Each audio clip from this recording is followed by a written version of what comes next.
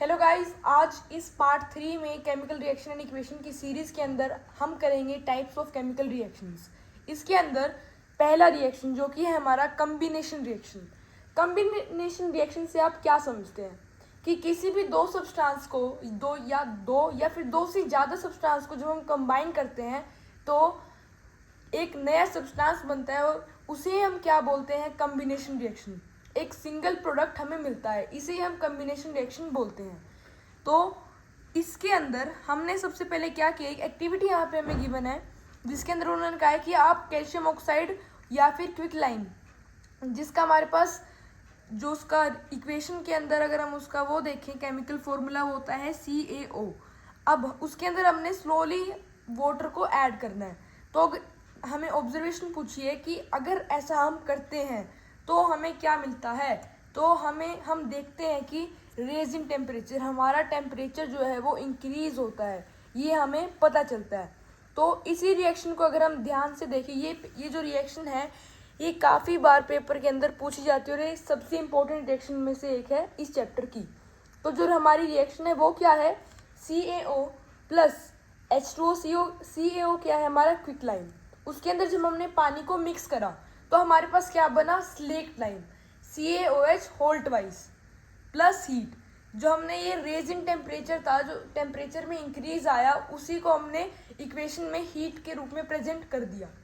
अब अगर हम इसकी बुक में जो हमें दो डेफिनेशंस गिवन है, तो फर्स्ट है कि such a reaction in which a single product is form from 2 or more reactants. Reactants आपको पता है जो LHS साइड के अंदर जिनके कम्बिनेशन से कुछ प्रोडक्ट बनता है वो होते हैं हमारे रिएक्टेंट्स। तो क्या बताया कि जब कोई सिंगल प्रोडक्ट बनता है दो या फिर दो से ज़्यादा रिएक्टेंट्स को मिक्स करने से, तो उसे हम बोलते हैं कम्बिनेशन रिएक्शन।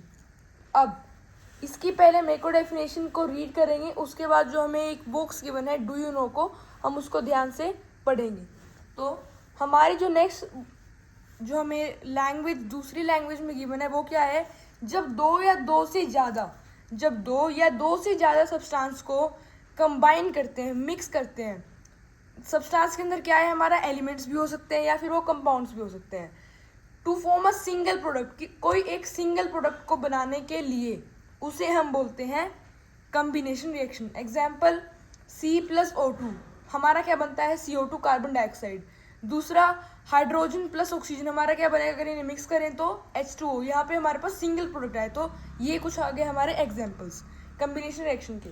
अब ये जो हमारा डू यू नो वाला बॉक्स है, ये पेपर पॉइंट ऑफ व्यू से काफ़ी इंपॉर्टेंट है। इसके अंदर हमें क्या बताया गया है कि जो हमारा सॉल्यूशन है स्लेक्ट लाइम का, जो हमने रिएक्शन से प्रोड्यूस किया था, it is use for white washing walls. Means जो सॉल्यूशन है स्लेक्ट लाइम जो है CaOH होल ट्वाइस, ये वॉल्स को वाइट वॉशिंग में यूज़ आता है, वॉल्स की करने में। कैल्शियम हाइड्रोक्साइड, इसको ही स्लेक्ट लाइम को ही हम कैल्शियम हाइड्रोक्साइड बोलते हैं। अब इन्होंने कहा जो कैल्शियम हाइड्रोक्साइड है, जब हमने इसको वाइट वॉशिंग में यूज़ कर लिया तो एटमॉस्फेयर के अंदर भी तो CO2 प्रेजेंट होती है, कार्बन डाइऑक्साइड। तो ये धीरे धीरे जो दीवार पे लगा होता है, ये धीरे धीरे से उस कार्बन डाइऑक्साइड के साथ रिएक्ट करके, जो कि एयर में प्रेजेंट होती है, एक पतली सी लेयर बनाता है, किसकी, कैल्शियम कार्बोनेट। किसके ऊपर, दीवारों के ऊपर। Calcium carbonate is formed after 2 to 3 days of white washing. जब वाइट वॉशिंग कर दी जाती है तो 2 से 3 दिन के बाद कैल्शियम कार्बोनेट हमारा बनता है। इसकी जो रिएक्शन है वो क्या है, CaOH whole twice plus CO2 gives you CaCO3 plus H2O। CaOH whole twice plus CO2 gives you CaCO3 plus H2। ये हमारी रिएक्शन है, ये काफ़ी इंपॉर्टेंट है, इसको आप अच्छे से याद करना। और जो रिएक्शन है हमारी 1.4 की, उसे भी आपने अच्छे से याद करना है। अब नेक्स्ट हम करने वाले हैं डीकॉम्पोजिशन रिएक्शन के अंदर जो हमारी मेन एक्टिविटी वो क्या है, एक्टिविटी 1.5। इसके अंदर हमें क्या बोला गया है कि आपने फेरस सल्फेट क्रिस्टल्स को लिया और पहले हमें कहा गया कि उसका कलर क्या है, तो कलर है उसका सी ग्रीन। अब इन्होंने कहा कि उसे आप हीट करें, किसके ऊपर, बर्निंग फ्लेम के ऊपर। तो हमने जब हीट किया तो क्या ऑब्जर्वेशन मिली, जो हमारा फेरस सल्फेट का ग्रीन कलर था वो किस में चेंज हो गया, वो चेंज हो गया डर्टी वाइट में। अब जो हमारे पेपर्स होते हैं उसमें काफ़ी बार पूछे जाते हैं कि इसका कलर डर्टी वाइट में चेंज कैसे हुआ और क्यों हुआ, because of water of crystallisation, जिसकी वजह से ये चेंज हुआ कलर के अंदर। अब अगर हम देखते हैं तो ये जो वाटर ऑफ क्रिस्टलाइजेशन अगर आपको नहीं पता है तो अगले आने वाली वीडियोस के अंदर एक अलग से सेपरेट टॉपिक बनेगा जो कि है वाटर ऑफ क्रिस्टलाइजेशन, जो बुक के अंदर ही गिवन है, उसको हम अच्छे से रीड करेंगे। अब नेक्स्ट, अब जो हमने 1.5 में पढ़ा उसकी अब इक्वेशन क्या है, उसकी इक्वेशन बनती है FeSO4 प्लस FeSO4, हाँ, डिकम्पोजिशन रिएक्शन के अंदर हम किसी चीज़ को तोड़ते हैं, जबकि कम्बिनेशन रिएक्शन में हम दो या दो से ज़्यादा चीज़ों को मिक्स करके, सब्सटेंस को मिक्स करके कोई एक चीज़ बनाते हैं। ये इनका मेन डिफरेंस है और ये पेपर में भी अक्सर पूछा जाता है। तो यहाँ पे FeSO4 को हमने जब हीट किया तो हमारा क्या निकला, Fe2O3 plus SO2 plus SO3। अब इस रिएक्शन के अंदर हमने क्या ऑब्जर्व किया कि एक सिंगल रिएक्टेंट जो था it breaks down to give simpler products. This is a decomposition reaction. Ferrous sulphate crystals lose, यहाँ पे हमने क्रिस्टल्स यूज किया तो यहाँ पे हमने 7H2 यूज किया, उसके अंदर कितने वाटर मॉलिक्यूल्स है ये इसको रिप्रेजेंट कर रहा है। Loose water when heated and the colour of the crystal changes if the it then decomposes to ferric oxide Fe2O3, next SO2 sulfur dioxide and SO3 sulfur trioxide. Ferric oxide is a solid while SO2 and SO3 are gases. ये हमें observation में मिला। अब इसी तरह से हमने क्या नोटिस किया कि इसके अंदर हमने इसको हीट किया, जब हीट करेंगे तो उसको बोला जाएगा थर्मल डिकम्पोजिशन।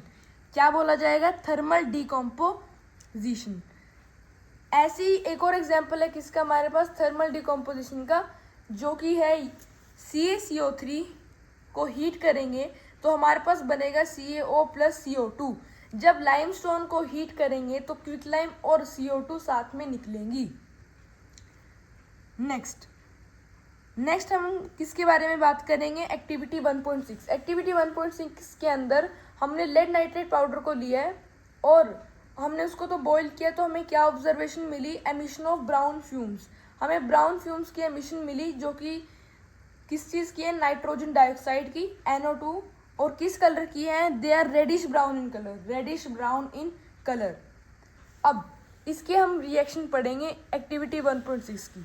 तो एक्टिविटी 1.6 की जो हमारी रिएक्शन है वो क्या बनती है, PbNO3 होल ट्वाइस को जब हीट किया तो हमारे पास क्या निकला, PbO plus NO2 plus O2। Lead nitrate को जब हमने हीट किया तो lead oxide, nitrogen dioxide and oxygen. इन रिएक्शंस को आपको याद करना पड़ेगा क्योंकि ये पेपर में पूछी जाती है और बैलेंस करने के लिए भी पूछा जाता है। तो आप हमारी पिछली वीडियो को देखिए, उसमें हमने बैलेंसिंग की शॉर्ट ट्रिक बता रखी है, शॉर्ट ट्रिक अच्छे से बताइए। अब नेक्स्ट जो है हमारे पास 1.7, उसके अंदर हमने एक मेन चीज़ नोटिस करी। क्या इसकी ऑब्जर्वेशन क्या है, ऑब्जर्वेशन ये है कि जब हमने दो ट्यूब्स को लगा के जब हमने कनेक्शन किया तो हमने क्या पाया कि जो अमाउंट ऑफ गैस थी कैथोड के ऊपर वो ट्वाइस थी किसके, gas collected at the anode. Anode के ऊपर जो गैस थी उससे दुगनी थी कैथोड पे जो गैस प्रेजेंट थी। कैथोड पे हमारे पास कौन सी गैस है, हाइड्रोजन गैस।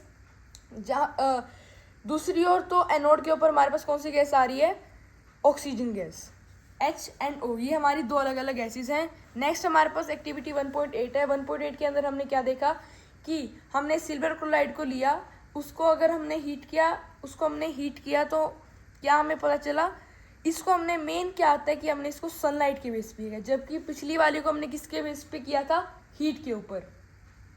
तो सिल्वर क्लोराइड टर्न्स ग्रे, ये किस कलर में चेंज हुआ था, इसका कलर था वाइट। फर्स्ट ऑफ ऑल हमें क्या ध्यान रखना है, उसका पहले क्या कलर था और रिएक्शन के बाद क्या है। पहले वाइट था फिर ग्रे हो गया, उसके बाद क्या बना, Ag plus Cl2, Ag plus Cl, AgCl gives you Ag plus Cl2।